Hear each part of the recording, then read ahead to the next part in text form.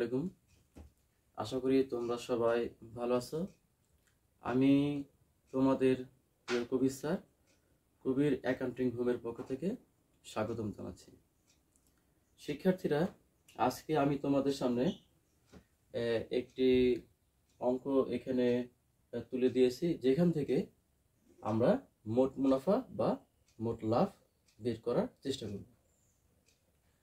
শিক্ষার্থীরা, তোমরা এখানে দেখতে পাচ্ছ যে রিমঝিম এন্টারপ্রাইজের 2017 সালের 31শে ডিসেম্বর তারিখের কতিপয় খতিয়ান উদ্ধৃত প্রয়োজনীয় সমন্বয় সমূহ নিম্নরূপ। এখানে একটি রেয়ামিল দেয়া আছে, বিবরণ, ডেবিট টাকা, ক্রেডিট টাকা। শিক্ষার্থীরা, এটি আমাদের নবম দশম শ্রেণীর হিসাব বিজ্ঞানের 10ম অধ্যায়ের অনুশীলনীর 2 নম্বর অঙ্ক। এই অঙ্কটি থেকেই আমরা আজকে মোট মুনাফা বা মোট লাভ বের করব। তোমরা দেখতে পাচ্ছ এখানে কিছু লেনদেন দেয়া আছে এবং ডেবিট এবং ক্রেডিট দিকে কিছু টাকার পরিমাণ এখানে উল্লেখ করা আছে। সর্বপ্রথম যে টাকাটি দেয়া আছে, প্রারম্ভিক মজুত পণ্য 30,000 টাকা, ক্রয় ও বিক্রয়, ক্রয় 2,90,000 টাকা এবং বিক্রয় 4,20,000 টাকা। আন্তঃপরিবহন 6,000 টাকা, ফেরত ডেবিট দিকে 12,000 টাকা এবং ক্রেডিট দিকে 5,000 টাকা। বাট্টা ডেবিট দিকে 7,000 টাকা এবং ক্রেডিট দিকে 10,000 টাকা। বেতন 9 মাসের 54,000 টাকা, আমদানি শুল্ক 5,000 টাকা, মনিহারি 4,000 টাকা, বিজ্ঞাপন 12,000 টাকা, প্রাপ্য বিল 15,000 টাকা। এটা হলো আমাদের রেয়ামিলের তথ্য। তো শিক্ষার্থীরা, তোমাদের একটা বিষয় এখানে মাথায় রাখতে হবে, রেয়ামিলের যে ডেবিট এবং ক্রেডিট, এই যে টাকার পরিমাণের দিক থেকে দুইটা সাইড ভাগ করা আছে। আমাদের মাথায় রাখতে হবে যে ডেবিট দিকে ব্যয় এবং সম্পদের টাকা ডেবিট দিকে থাকে এবং আয়, দায়, মালিকানা সত্ত্বের টাকা সবসময় ক্রেডিট দিকে থাকবে। আমি আবারও বলছি, ব্যয় এবং সম্পদের টাকা ডেবিট দিকে থাকবে, আয়, দায়, মালিকানা সত্ত্বের টাকাটা সবসময় ক্রেডিট দিকে থাকবে। এখন দেখা যায় কি, কিছু কিছু লেনদেন আছে যেটা একটু ব্যতিক্রম। যেমন লেনদেনটা মালিকানা সত্ত্ব কিন্তু টাকাটা ডেবিট দিকে দেওয়া থাকবে। আবার দেখা গেলো কি ব্যয়, সেই টাকাটা ক্রেডিট দিকে দেওয়া থাকবে। আবার দেখা গেলো যে আয়, সেটা ডেবিট দিকে দেওয়া থাকবে। এরকম দুই একটা ব্যতিক্রম লেনদেন থাকবে। তার কারণ হলো কি, যে আয়ের টাকা ক্রেডিট দিকে থাকবে কিন্তু কিছু লেনদেন আছে আয়টা হ্রাস পায়, যেমন বিক্রয় ফেরত। বিক্রয় যেরকম একটি আয়, বিক্রয় ফেরত কিন্তু এরকম একটি আয়। কিন্তু বিক্রয় ফেরতের মাধ্যমে আয়টি হ্রাস পাওয়ার কারণে ওই টাকাটা আমার ডেবিট দিকে দেওয়া থাকবে। আবার মনে করো, ক্রয় যেরকম একটা ব্যয়, ক্রয় ফেরতে কিন্তু একটা ব্যয়, কিন্তু ক্রয়ের টাকা ডেবিট দিকে দেওয়া থাকবে কিন্তু ক্রয় ফেরতের টাকা আমার ক্রেডিট দিকে দেওয়া থাকবে, কারণ ক্রয় ফেরতের ফলে আমার ব্যয়টা হ্রাস পায়। আবার দেখা গেল কি, মালিকানা সত্ত্বের টাকাটা ক্রেডিট দিকে থাকার কথা ছিল, কিছু মালিকানা সত্ত্ব আছে যে টাকাগুলো রেয়ামিলে ডেবিট দিকে থাকবে, কারণ এই লেনদেনগুলোর ফলে মালিকানা সত্ত্ব হ্রাস পায়। উদাহরণস্বরূপ উত্তোলন আছে, আয়কর এবং জীবন বীমা প্রিমিয়াম। এই দুই একটা ব্যতিক্রম বাদে সমস্ত ব্যয় এবং সম্পদের টাকা ডেবিট দিকে থাকবে এবং সমস্ত আয়, দায়, মালিকানা সত্ত্বের টাকাটা ক্রেডিট দিকে থাকবে। আমাদেরকে অবশ্যই বিষয়টি মাথায় রাখতে হবে। এবং তোমরা দেখতে পাচ্ছ যে কিছু সমন্বয় এখানে উল্লেখ করা আছে। সমন্বয় নম্বর 1, সমাপনী মজুত পণ্যের 40,000 টাকা, যার বাজার মূল্য 2,000 টাকা বেশি। অর্থাৎ সমাপনী মজুত পণ্যের মূল্য আমার 40,000 টাকা, যার বাজার মূল্য 2,000 টাকা বেশি। শিক্ষার্থীরা, সমাপনী মজুত পণ্যের মূল্যটা দুই ভাবে থাকতে পারে, একটা ক্রয় মূল্য থাকতে পারে, একটা বাজার মূল্য বা বিক্রয় মূল্য থাকতে পারে। যেটাই দেওয়া থাকবে কেন, আমাকে সবসময় যে টাকাটি কম থাকবে সেই টাকাটি ধরে আমাকে অঙ্কটি সমাধান করতে হবে। সমন্বয় 2, প্রারম্ভিক মজুত পণ্যের 500 টাকা সাপ্লাইস অন্তর্ভুক্ত আছে। অর্থাৎ এখানে আমার প্রারম্ভিক মজুত পণ্যের মধ্যে 500 টাকার সাপ্লাইস অন্তর্ভুক্ত আছে, মানে একটা খাতের টাকা আমাকে আরেকটি খাতের মধ্যে ভুলে সেটা অন্তর্ভুক্ত করা। এটা ভুলটা হওয়ার কারণ কি, যে বছর শেষে যখন সমাপনী মজুত পণ্যকে মূল্যায়ন করতে হয় বা মূল্যায়ন করার সময় ওই মজুত পণ্যের টাকার মধ্যে সাপ্লাইজের টাকাটা সে ভুলবশত অন্তর্ভুক্ত করে ফেলেছে। কারণ পণ্য তোমাকে একবারে কিনতে হবে, সাপ্লাইজ তোমাকে একবারে কিনতে হবে। সাপ্লাইজ বলতে কাগজ, কলম, ক্যালকুলেটর, অফিস পেপার ওয়েট, হ্যাঁ, এগুলো ফাইল, এটা একটা প্রতিষ্ঠানে একবারে কিনতে হয়। তো আমাকে খেয়াল করতে হবে যে বছর শেষে তারা কতটুকু ব্যবহার করলো, যতটুকু ব্যবহার করলো ততটুকু তারা খরচ ধরবে, এবং যতটুকু তারা ব্যবহার করতে পারবে না ততটুকু তারা সম্পদ ধরবে। তো অনেক সময় দেখা যায় কি মূল্যায়ন করতে যে একটা খাতের টাকা আমাকে আরেকটা খাতের মধ্যে অন্তর্ভুক্ত করতে হয়, বা এটা অটোমেটিক হয়ে যায়। প্রারম্ভিক মজুত পণ্যের মধ্যে 500 টাকার সাপ্লাইজ অন্তর্ভুক্ত আছে, তাহলে আমাকে কি করতে হবে, এই প্রারম্ভিক মজুত পণ্য থেকে এই 500 টাকার সাপ্লাইজটি আমাকে বাদ দিতে হবে। সমন্বয় 3, সম্ভাব্য ক্রেতাদের মাঝে 6000 টাকার পণ্য বিনামূল্যে বিতরণ করা হয়েছে, যা হিসাবভুক্ত হয়নি।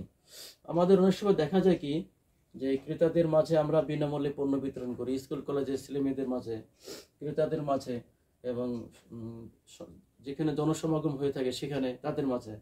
এর ফলে ক্রয়কৃত পণ্য কমে যায়, এটা আমাকে ক্রয় থেকে বাদ দিতে হবে। সমন্বয় 4, পরিবহন খরচ 3000 টাকা বকেয়া রয়েছে।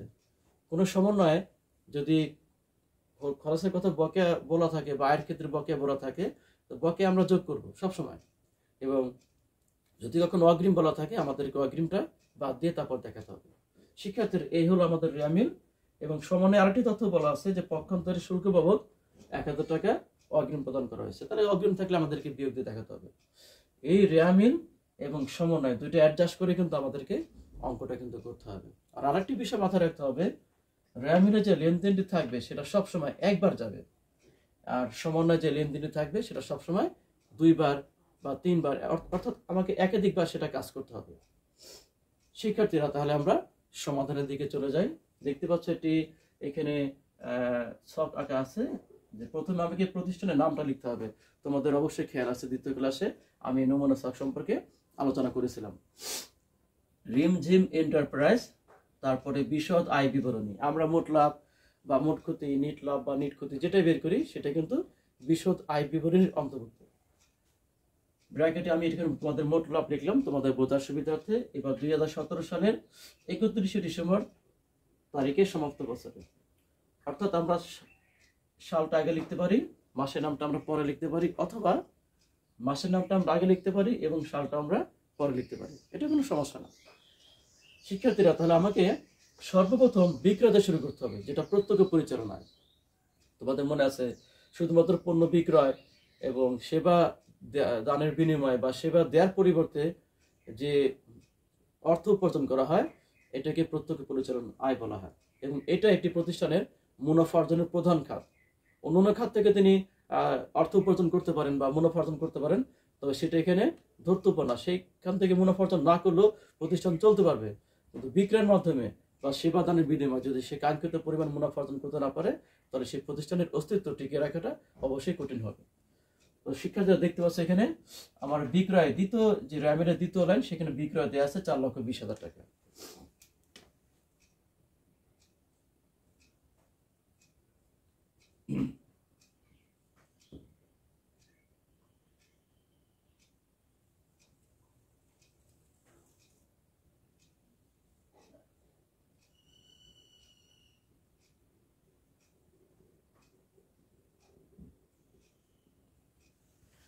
আমি এখানে বিক্রয় টাকাটা দ্বিতীয় ঘরে লিখবো, কারণ তোমাদের এর আগে ক্লাসে বলেছিলাম যে বিক্রয় যত কাজগুলো আমাকে দ্বিতীয় ঘরে করতে হবে।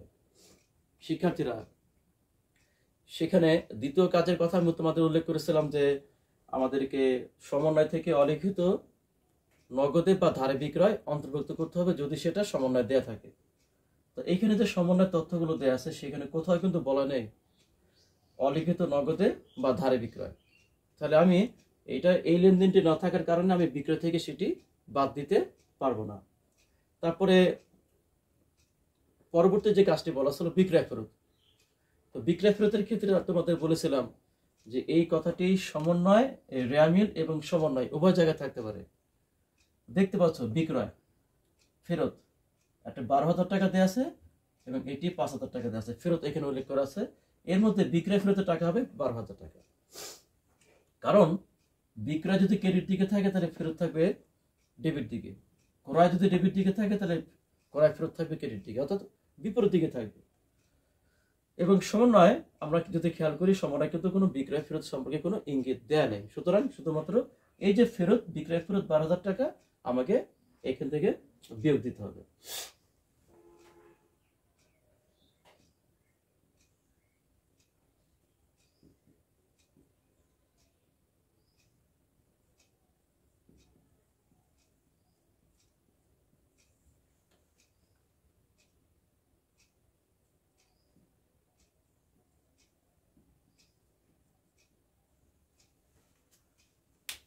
শিক্ষার্থীরা, তোমরা দেখতে পাচ্ছ যে আমি বিক্রয় থেকে ফেরতের টাকা বাদ দিয়ে তৃতীয় ঘরে আমি স্থানান্তরিত করলাম।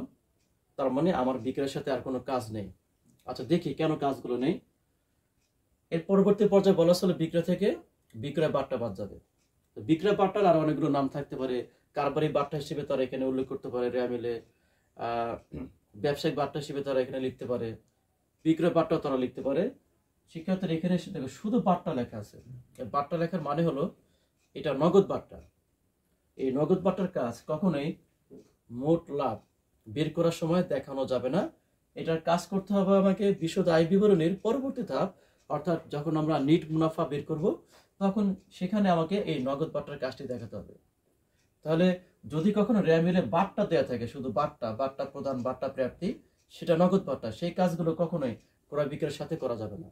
আর বিক্রয় বা ক্রয় থেকে যে বাট্টা বাদ যাবে সেটা উল্লেখ করা থাকবে, হয় কারবারি বাট্টা লেখা থাকবে, অথবা ব্যবসায়িক বাট্টা লেখা থাকবে, অথবা ক্রয় বাট্টা লেখা থাকবে, অথবা বিক্রয় বাট্টা লেখা থাকবে।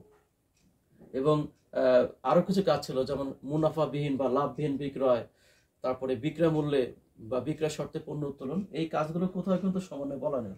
সুতরাং আমাদের এই বিক্রয়ের সাথে একটি কাজ করতে হবে, সেটা ফেরত বাদ দেওয়ার পরে আমার তৃতীয় ঘরে ব্যালেন্স 4,08,000 টাকা।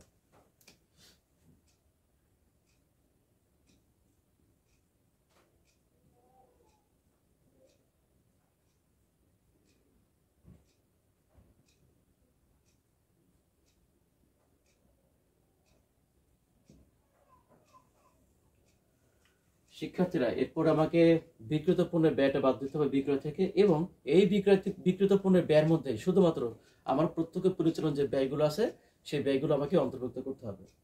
তো শিক্ষার্থীরা, প্রত্যক্ষ পরিচালন ব্যয়গুলোর মধ্যে তোমাদের অবশ্যই মনে আছে, সর্বপ্রথম আমাকে প্রারম্ভিক যে মজুত পণ্য সেটা দিয়ে অন্তর্ভুক্ত করতে হবে বা শুরু করতে হবে। তো দেখতে পাচ্ছ তোমার রেয়ামিলে প্রথমে প্রারম্ভিক মজুত পণ্য বলা আছে। এখন সমস্যা হলো কি শিক্ষার্থীরা, যে এই প্রারম্ভিক মজুত পণ্য 30,000 টাকা, এই টাকাটা আমি সরাসরি দেখাতে পারবো না। তার কারণ আমাদের সমন্বয়ে বলা আছে যে প্রারম্ভিক মজুত পণ্যের মধ্যে 500 টাকা সাপ্লাইস অন্তর্ভুক্ত আছে। অর্থাৎ একটা খাতের মধ্যে যখন আরেকটি খাতের টাকা অন্তর্ভুক্ত থাকবে, আমাকে প্রথমে সেই খাত থেকে সেই টাকাটি বাদ দিতে হবে। যেহেতু প্রারম্ভিক মজুত পণ্যের মধ্যে সাপ্লাইজের টাকা অন্তর্ভুক্ত আছে, তাহলে এই প্রারম্ভিক মজুত পণ্য থেকে সাপ্লাইজের টাকাটি বাদ দিতে হবে। যদি না থাকে তাহলে বাদ দেওয়ার কোনো প্রয়োজন নেই।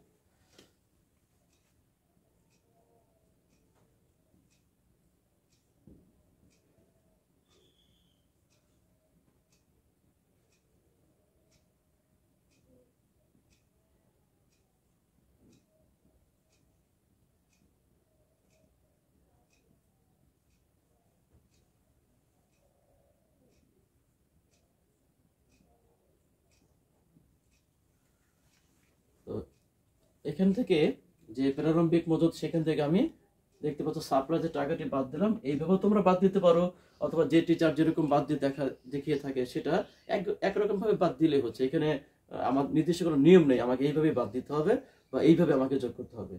তো আমি এইভাবে কাজগুলো করে থাকি। এখান থেকে বাদ দেওয়ার পরে আমার প্রারম্ভিক মজুত পণ্য এখানে 29,500 টাকা। শিক্ষার্থীরা, এরপরে আমাকে প্রত্যক্ষ পরিচালন ব্যয়, যেটা পণ্য ক্রয়, সেই পণ্য ক্রয় দিয়ে শুরু করতে হবে। এই যে দেখতে পাচ্ছ রেয়ামিলের দ্বিতীয় লাইনে ক্রয় তোমার দেওয়া আছে এখানে 2,90,000 টাকা।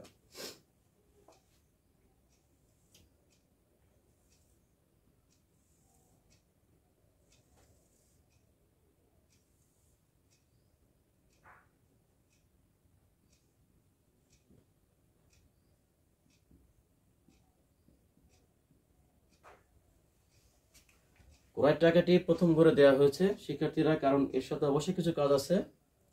তো এর সাথে পরবর্তী কাজ আমি সেখানে আলোচনায় উল্লেখ করেছিলাম যে অলিখিত নগদে বা ধারে করে আমাকে যোগ করতে হবে, যদি থাকে সেটা সমন্বয়। তো সমন্বয় এরকম অলিখিত ধারে ক্রয় বা নগদে ক্রয় অন্তর্ভুক্ত করা নেই বা দেখানো নেই। তারপরে কাজ ছিল ফেরত। এই যে এখানে ফেরতের টাকা দেওয়া আছে, ক্রয় যেহেতু ডেবিট দিকে 2,90,000 টাকা, তাহলে ক্রয় ফেরত তোমার হবে কত? 10,000 টাকা, কারণ ফেরতের টাকা সবসময় বিপরীত দিকে থাকবে। তাহলে আমরা এখান থেকে ফেরতের টাকা বাদ দিব।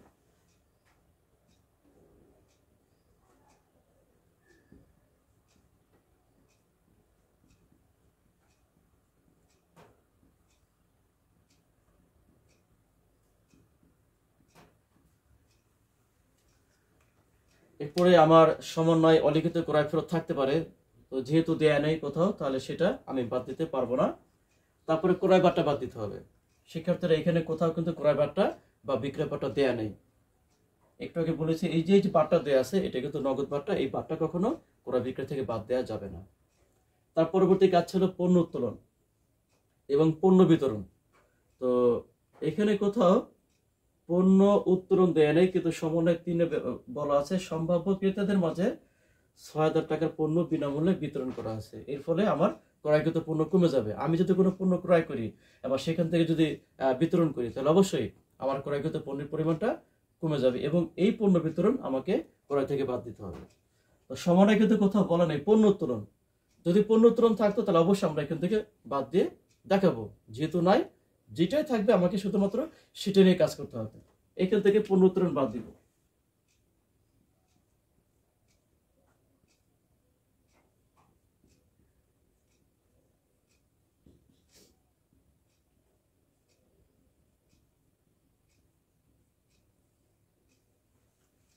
শিক্ষার্থীরা দেখতে পাচ্ছ যে পণ্য বিতরণ এখান থেকে বাদ দেওয়ার পরে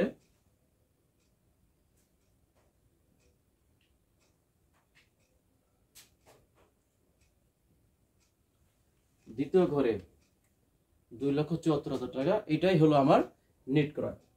তো আর কিছু লেনদেন ছিল, যেমন পণ্য উত্তোলন বললাম, পণ্য বিতরণ তো বাদ দেওয়া হয়েছে এখানে। তারপরে মুনাফাবিহীন বা লাভবিহীন বিক্রয়, এই যে লেনদেনগুলো, এই লেনদেনগুলো না থাকার কারণে আমরা বাদ দিতে পারবো না। শিক্ষার্থীরা অনেক সময় এমন হতে পারে তোমার সামনে হয়তো এমন কোনো রেয়ামিল থাকতে পারে যে ক্ষেত্রে বিক্রয় বা ক্রয় থেকে কোনো লেনদেনে যোগ বিয়োগ তুমি করতে পারবে না, একটাই তথ্য দেওয়া থাকবে আর কোনো তথ্য দেওয়া থাকবে না। তো তখন তুমি কি করবে? তখন বিক্রয় টাকাটা সরাসরি তুমি তৃতীয় ঘরে দিবে যদি কোনো কিছু না থাকে যোগ বিয়োগ করার মতো। আবার ক্রয়ের সাথে যদি কোনো যোগ বিয়োগ করার মতো কোনো কিছু না থাকে, তাহলে এই টাকাটি সরাসরি তুমি দ্বিতীয় ঘরে দিয়ে দিবে। শিক্ষার্থীরা, প্রারম্ভিক মজুত পণ্য এবং ক্রয় হলে এই দুইটাই কিন্তু প্রত্যক্ষ পরিচালন ব্যয়। তো আমার দেখতে হবে আরো কোনো প্রত্যক্ষ পরিচালন ব্যয় আছে কিনা। আন্তঃপরিবহন। তো শিক্ষার্থীরা, আমি যখন তোমাদের সামনে আলোচনা করেছিলাম, তো সেখানে ক্রয় পরিবহনের কথা উল্লেখ করেছিলাম। ক্রয় পরিবহন এটা পণ্য করার সাথে জড়িত। এই ক্রয় পরিবহনেরই অপর নাম হলো আন্তঃপরিবহন, একই কথা। তো আন্তঃপরিবহন বা ক্রয় পরিবহন যেটাই আমরা বলি না কেন, এটা পণ্য করার সাথে সম্পর্ক থাকার কারণে প্রত্যক্ষ পরিচালন ব্যয় হবে এবং সেটা অবশ্যই বিক্রিত পণ্যের ব্যয়ের মধ্যে আমাকে নিয়ে আসতে হবে।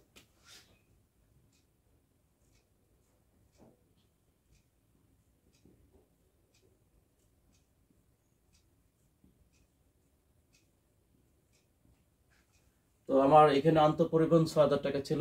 দেখো যে আমি কিন্তু টাকাটা কিন্তু এখনো বসানো হয় নাই। তো বসানোর পূর্বে আমাকে খেয়াল করতে হবে এই আন্তঃপরিবহন সম্পর্কে সমন্বয় কোনো কিছু বলা আছে কিনা। সমন্বয় যদি কোনো কিছু বলা না থাকে, তাহলে এই টাকাটি সরাসরি দ্বিতীয় ঘরে আসবে। আর যদি সমন্বয় কোনো কিছু বলা থাকে, যোগ বিয়োগ যাই করি না কেন, সেই কাজটি করার পরে অর্থাৎ প্রথম ঘরে সেই কাজটি করতে হবে এবং তারপরে আমাকে দ্বিতীয় ঘরে উপস্থাপন করতে হবে। আর যদি কোনো কিছু বলা না থাকে, তাহলে অবশ্যই সরাসরি আমরা দ্বিতীয় ঘরে সেই টাকাটি দেখাতে পারবো। তো দেখো তোমরা, সমন্বয় 4-এ পরিবহন খরচ 3,000 টাকা বকেয়া রয়েছে। এই যে পরিবহন খরচ, এটাই হলো আন্তঃপরিবহন খরচ। এখন তুমি বুঝলে কি করে যে স্যার এটাই হলো ওই আন্তঃপরিবহন খরচ বকেয়া রয়েছে? কারণ রেয়া মিলে আবার কিন্তু আর পরিবহন সম্পর্কে আর কোনো কথা বলা নেই। তো যার ফলে এই আন্তঃপরিবহনের 6,000 টাকা আমি কিন্তু এখন প্রথম করে দেখাবো।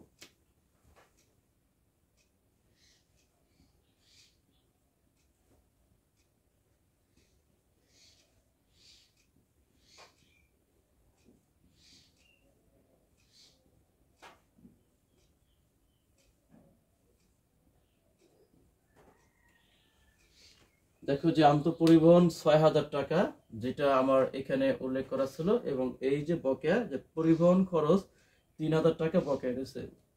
আমি শুরুতেই বলেছিলাম যে বকেয়া থাকলে আমাকে যোগ করতে হবে এবং অগ্রিম থাকলে আমাকে বিয়োগ দিতে হবে, যার ফলে বকেয়া থাকার কারণে বকেয়া যোগ করে আমি এখানে 9,000 টাকা দেখালাম। আমি তোমাদের আরো একটা কথা বলেছিলাম যে সমন্বয় থাকলে এই লেনদেনের একাধিক কাজ করতে হবে, 2বার বা 3বার কাজ করতে হবে।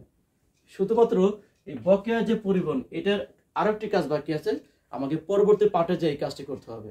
কিন্তু এই যে আন্তঃপরিবহন 6,000 টাকা যেটা র্যামিলা দেওয়া ছিল, এইটার দ্বিতীয় কোনো কাজ নেই। অর্থাৎ তুমি এই টাকাকে আর দ্বিতীয়বার অন্য কোথাও দেখাতে পারবে না, শুধুমাত্র এই 3,000 টাকাকে তুমি অন্য কোনো পার্টে, যেমন আর্থিক অবস্থার বিবরণী, সেখানে যে আমাকে এই কাজটি করতে হবে। তো ধারাবাহিকভাবে ইনশাল্লাহ সেই নিয়মগুলো আমি তোমাদের সামনে আলোচনা করব। এবার দেখতে পাচ্ছ আমাকে খেয়াল করতে হবে যে আর কোনো প্রত্যক্ষ পরিচালনা ব্যয় আছে কিনা। ফেরতের কাজটি করলাম, বারটা হলো নগদ বারটা, এটার সাথে বিক্রিত পণ্যের ব্যয়ের সাথে কোনো সম্পর্ক নেই। বেতন, অফিসের স্টাফদের বেতন প্রদান করতে হবে, এই বেতন প্রদানের সাথে পণ্য ক্রয় কিন্তু কোনো সম্পর্ক নেই, এটা হলো অফিসিয়ালিটি খরচ। আমদানি শুল্ক, আমদানি শুল্কটা কিন্তু পণ্য ক্রয়ের সাথে সম্পর্ক। আমদানি শুল্ক বলি বা শুধু শুল্ক বলি, এটা এখন আমদানি শুল্ক 5,000 টাকা দেওয়া আছে। যদি সমন্বয় এই আমদানি শুল্ক সম্পর্কে কোনো কিছু বলা না থাকে, তাহলে টাকাটি সরাসরি দ্বিতীয় করে আসবে। আর সমন্বয়ে যদি কোনো কিছু বলা থাকে, তাহলে অবশ্যই সেই কাজটি আমাকে প্রথম করে করতে হবে। দেখতে পাচ্ছি যে পক্ষান্তরে শুল্ক বাবদ 1,000 টাকা অগ্রিম প্রদান করা হয়েছে, অর্থাৎ এই অগ্রিম থাকলে আমাকে এখান থেকে বিয়োগ দিয়ে দেখাতে হবে। তাহলে আমদানি শুল্ক 5,000 টাকা।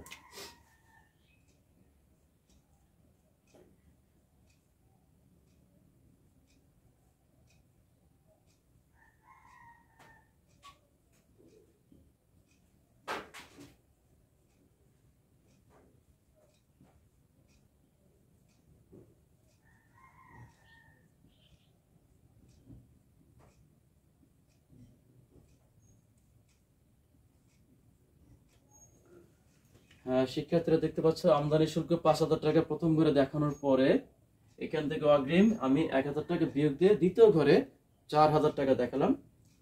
তো আমাদের আমদানি শুল্কের কাজ শেষ। এরপরে মণিহারি বলতে কাগজ, কলম, পেন্সিল, এটা অফিস খরচ, যেটা বিজ্ঞাপন পণ্যের প্রচারের জন্য, এবং প্রাপ্যগুলি এটা একটা চলতি সম্পদ। তো মণিহারি এবং বিজ্ঞাপন দুইটাই কিন্তু খরচ, কিন্তু এই মণিহারি এবং বিজ্ঞাপনের সাথে পণ্য করার সাথে কোনো সম্পর্ক নেই। শিক্ষার্থীরা দেখতে পাচ্ছ এখানে বিক্রিত পণ্যের ব্যয়ের মধ্যে 29,500 টাকা, 2,74,000 টাকা, 9,000 টাকা এবং 4,000 টাকা এখানে অন্তর্ভুক্ত করা হয়েছে। এখন এই আমার বিক্রিত পণ্যের ব্যয়ের মধ্যে টোটাল এই 4টা লেনদেন কিন্তু প্রত্যক্ষ পরিচালন ব্যয়। এই 4টা লেনদেন কিন্তু বিক্রিত পণ্যের ব্যয় কিন্তু এখনো হয়নি। আমি এই যোগফলটা আমাকে এই দ্বিতীয় ঘরে এখানে আমাকে দেখাতে হবে। তো আমি দেখি যোগফল এখানে কত আসে। 29,500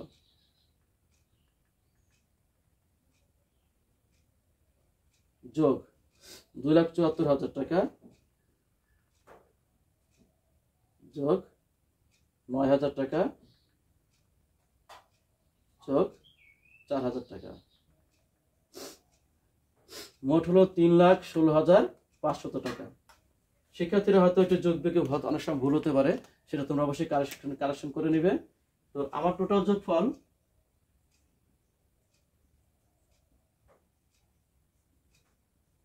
3,16,500 টাকা এখানে দেয়া আছে। এটাই কিন্তু টোটাল প্রত্যক্ষ পরিচালন ব্যয়। আমার কিন্তু এখনো বিক্রিত পণ্যের ব্যয়টা কিন্তু বের হয় নাই। বিক্রিত পণ্যের ব্যয়টা বের করতে গেলে আমাকে এখান থেকে সমাপনী মজুত পণ্য বাদ দিতে হবে। তো দেখতে পাচ্ছ সমাপনী মজুত পণ্য 40,000 টাকা, যার বাজার মূল্য 2,000 টাকা বেশি। সমাপনী মজুত পণ্য সবসময় যে টাকাটা কম থাকবে সেই টাকা নিয়ে আসতে হবে। ক্রয় মূল্য, বাজার মূল্য যেটা কম সেটা নিয়ে, কখনো যদি বাজার মূল্য কম হয় আমি সেটা এখানে অন্তর্ভুক্ত করব, কখনো ক্রয় মূল্য যদি কম হয় সেটা আমাকে অন্তর্ভুক্ত করতে হবে। এখন শিক্ষার্থীরা বুঝলো কি করে? যেমন এখানে সমাপনী মজুত পণ্যের মূল্য 40,000 টাকা, যার বাজার মূল্য 2,000 টাকা বেশি। বাজার মূল্য 2,000 টাকা বেশি মানে বাজার মূল্য তাহলে এখানে হবে 42,000 টাকা। এইটার থেকেও বাজার মূল্য 2,000 টাকা বেশি, তার মানে বাজার মূল্য 42,000 টাকা। যেহেতু বাজার মূল্য বেশি, তো সেই টাকা আমাকে এখানে অন্তর্ভুক্ত করার কোনো প্রয়োজন নেই। আমরা শুধুমাত্র 40,000 টাকা এখান থেকে বিয়োগ দিব।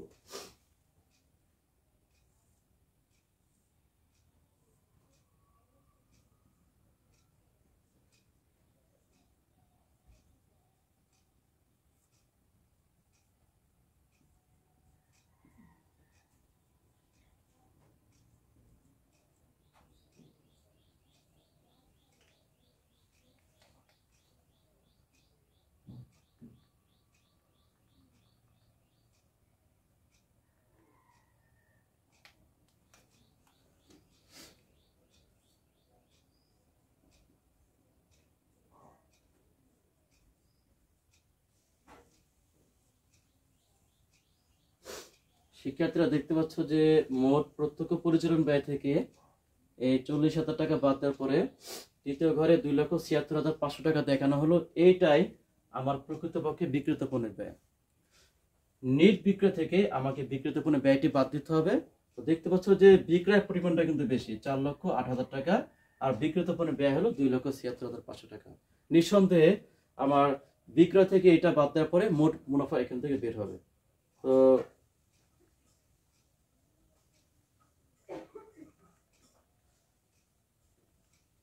4,08,000 টাকা বিয়োগ 2,76,500, 1,31,500।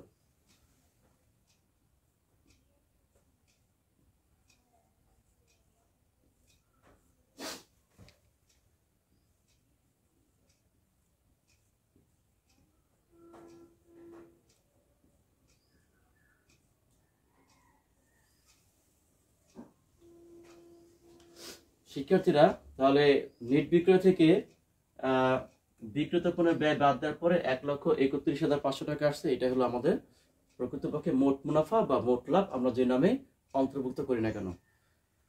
শিক্ষার্থীরা আশা করি তোমরা অঙ্কটি বুঝতে পেরেছো। এইভাবেই আমাদের প্রতিটা অঙ্ক থেকে মোট মুনাফাটা বের করতে হবে। এক একটা অঙ্কে এক এক রকম কাজ দেওয়া থাকবে, সেটা ভালো করে দেখে শুনে বুঝে আমাদেরকে মোট মুনাফা বের করতে হবে। এই বিষয়টি কিন্তু একদিনে কিন্তু আয়ত্ত আনা কিন্তু সম্ভব নয়। তোমাকে বারবার চর্চা করতে হবে, অনুশীলন করতে হবে, হ্যাঁ, তাহলে তুমি বুঝতে পারবে যে কি করে মোট মুনাফাটা বের করতে হয়। এইভাবে করতে করতে এক সময় আমরা কিন্তু সহজেই দেখবে যে খুব দ্রুত আমরা অঙ্কটি করতে পারছি। তো প্রথম থেকে আমাদের অঙ্কটি করতে সমস্যা হতে পারে। তো শিক্ষার্থীরা আজকে তোমাদের সামনে এই পর্যন্তই। ইনশাল্লাহ আগামীতে আমি তোমাদের সামনে নতুন ভিডিও নিয়ে হাজির হব। তো আমি তোমাদের প্রতি একটি অনুরোধ করব, যেহেতু এই চ্যানেলটি নতুন, তোমরা বেশি করে আমার ভিডিওতে কমেন্ট করবে, লাইক করবে, শেয়ার করবে এবং অবশ্যই সাবস্ক্রাইব করবে। তোমাদের সহপাঠীদেরকে চ্যানেলটি দেখার জন্য অনুরোধ করবে। শিক্ষার্থীরা তোমরা আজকে পর্যন্তই, তোমরা সবাই ভালো থাকো, সুস্থ থাকো। আল্লাহ হাফেজ।